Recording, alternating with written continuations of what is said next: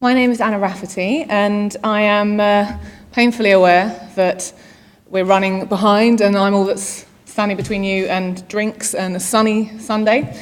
But I speak really fast, so that's fine. I've got some slides. Maybe if I press next, they'll come up. No? Maybe someone magic will put them up. In the meantime, I'm going to talk. So thank you very much for sticking till the end of the day. Like I said, I know it's a long day.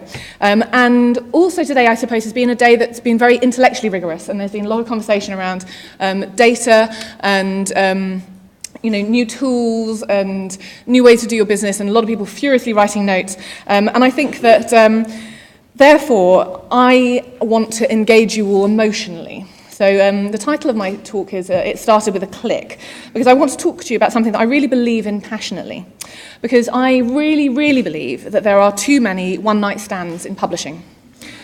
And I'm serious, and I know it's been the way for a long time, and in lots of ways, who am I to come in here and start telling you to stop your Casanova ways, But I do think that this sort of love 'em and leave 'em attitude is a really bad show, folks. And I think that you all know at heart that I'm right. This seduction of readers, only to forget about them once the next book comes along, is a really bad habit, and nobody feels good in the morning. And Penguin believes in true love. And I really wish my slides were here, because then you'd see. Penguin believes in mutually beneficial, sincere, and sustaining relationships that grow and get better with time and make both parties feel very happy and valued. And what is that if it isn't love? And we think that digital marketing is a really good way that you can build that and get your readers to fall back in love with you. And as all relationships do, it starts with attraction, which swiftly moves to flirtation. It starts with that little something, we've been talking about it. You didn't know you were looking for it, but actually you always have been. It's a sort of smell. It's pheromones, it's chemistry. It makes you take a second glance at somebody. In the animal kingdom, I guess, they might say that you are in heat, right? It's you're there to be available. In digital terms, it means making yourself available. It means making yourself optimized. It means spraying on the I'm up for it musk of good SEO, or the links effect of correct and enhanced metadata. The flirting, the next step, the active test of mutual attracting, that coy glance under lowered lashes and the subconscious mimicry, the angling your body in just the right way, is that first light social interaction.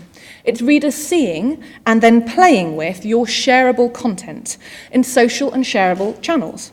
So it's on Facebook, SoundCloud, Tumblr, Twitter, the funny little game that someone plays, the photo that they like, the video they comment on, the GIF that they share.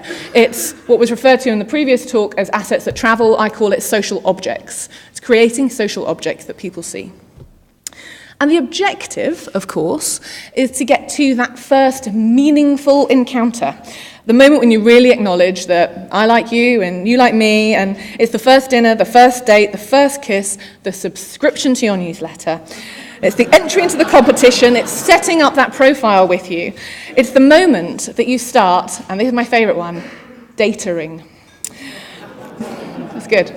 Because, once that first interaction starts, we can then start to really get to know one another.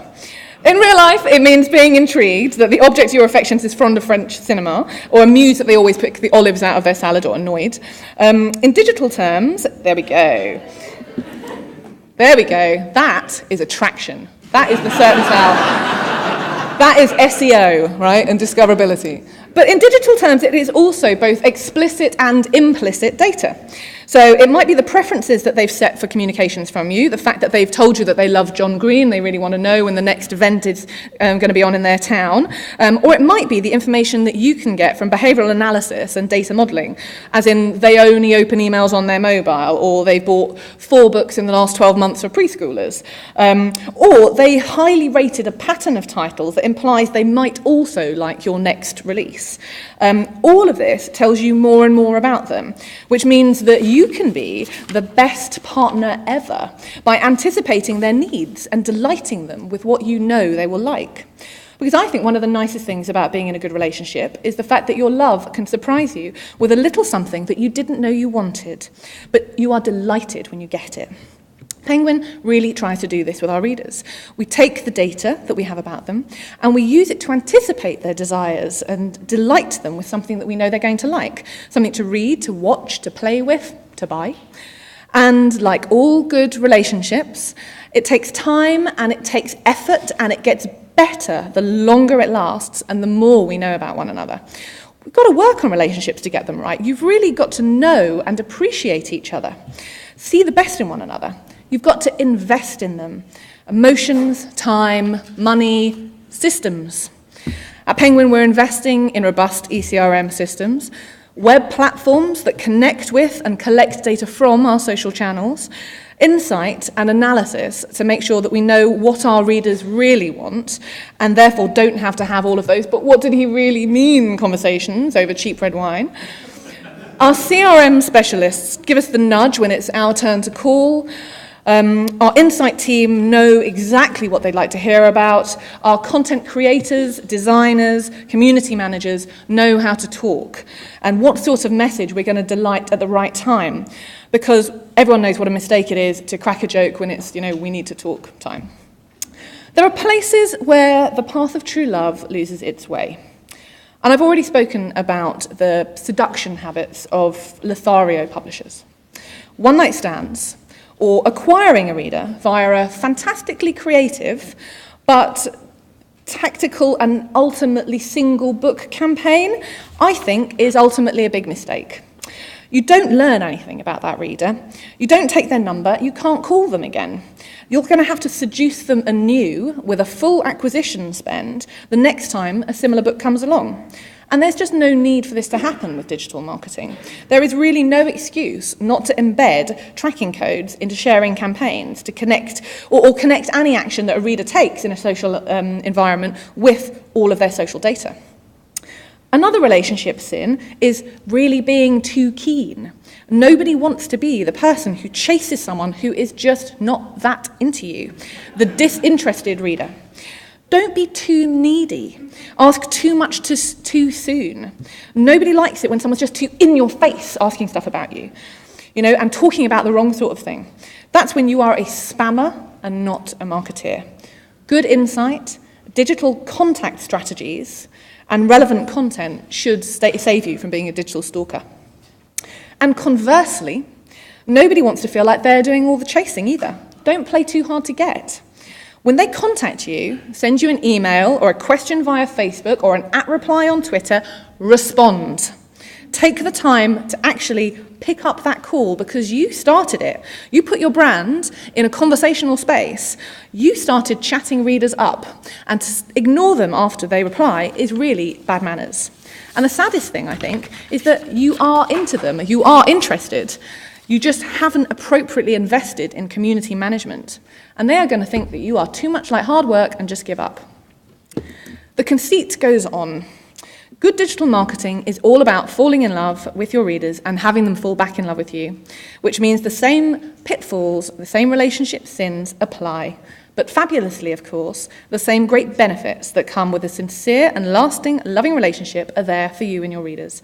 The ability to really get to know one another, to delight and surprise, for everyone to feel satisfied that they're getting something mutually beneficial. I would argue that no relationship can be truly happy unless you're contentedly proud of your partner too. They should make you feel and look good. They should never undermine you or erode your confidence. They should largely share your core values, and you should like their friends. And what that means, in my Penguin digital marketing love-in, is investing in the Penguin brand, which then allows readers to use it to enhance their social capital in social channels. People want to follow Penguin on Facebook because it looks good on their profile. It says something about them, and then I learn about them. And frankly, we've got a great gang of authors and friends for them to hang out with. Finally, I really hope it's clear what we get from our retained relationship with our readers. We get lots of information, which we then use to inform future marketing and commissioning. And I hope it's really clear what they get from us, because this is all about being mutual. They should be getting the right recommendation, something delightful, a book that they are going to want to read. Thank you very much.